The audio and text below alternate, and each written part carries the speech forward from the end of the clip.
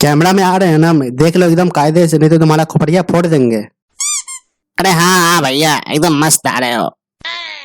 नमस्कार दोस्तों, मैं घनचक्कर प्रसाद आप सबका मेरे इस न्यूज चैनल दे दनादन टीवी में बहुत बहुत स्वागत करता है। आज हम फिर से आपको नेताजी के बहस दिखाएंगे। हमारे इस डिबेट में मौजूद है तीनों पार्टियों के नेताजी, जिनसे हम जनता के प्रति उनके विचार जानेंगे और उनसे कुछ तीखे सवाल करेंगे। तो चलिए शुरू करते हैं। पहला सवाल से शुरू करते हैं। पहला सवाल नेताजी आपसे, आप बताइए चुनाव कितने चरणों में होंगे?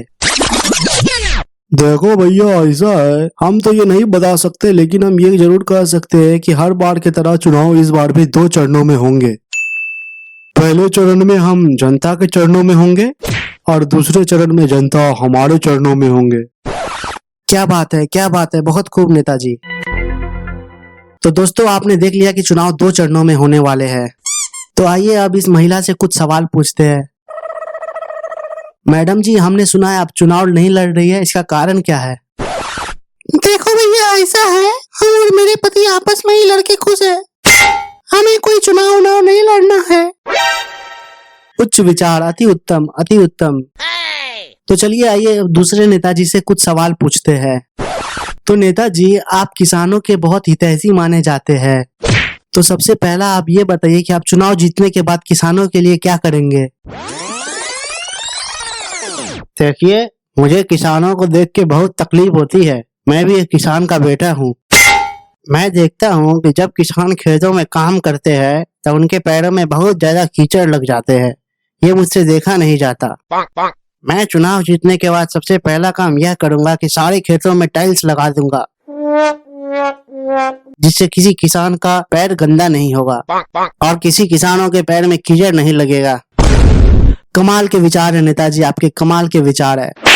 दोस्तों, इस नेताजी के विचार के लिए कमेंट सेक्शन में इनके लिए कुछ जरूर कहे। बहुत अच्छे नेताजी, बहुत अच्छे। तो चलिए आइए आगे बढ़ते हुए आप तीसरे नेताजी से कुछ तीखे सवाल करेंगे।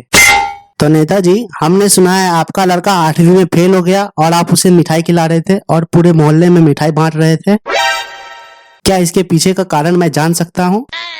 हाँ हाँ, आपने बिल्कुल सही सुना है। देखिए, हमारे लड़का का क्लास में कुल 60% लड़के फेल हो गए और 40% बस पास हुए।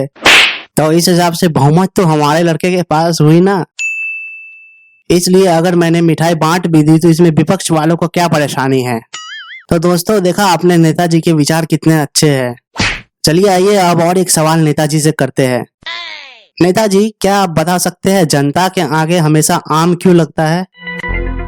जैसे कि आम जनता, आम आदमी। अरे ससुर, इस सवाल का जवाब तो बहुत आसान है।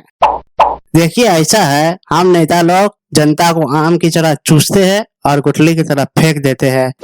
तो जनता के आगे आम नहीं लगेगा तो क्या नेताओं के आगे आम लगेगा? तो दोस्तों, आपने देख लिया इन नेताओं के विचार। इन नेताओं के लिए कमेंट सेक्शन में कुछ कमेंट जरूर करें। तो आज के लिए बस इतना ही, और जाते जाते मैं आपसे बस यही कहूंगा कि कृपया करके राजनीति के चक्कर में आपसी मतभेद ना बढ़ाएं, क्योंकि शादियां आने वाली है। हो सकता है इस मतभेद के कारण कोई आपको भोजन पे भी ना बुलाए। और आपसे विदा लेते हुए बस इतना ही कहूंगा कि 84 लाख योनियों में भटकने के बाद वोट डालने का हमें अधिकार मिला है, इसलिए वोट अवश्य करें। और उंगली में दाग लगने से अगर सरकार अच्छी बनती है तो दाग अच्छे है। अलविदा दोस्तों, मिलते हैं अगले एपिसोड में ऐसे ही कुछ रोमांचक खबरों के साथ।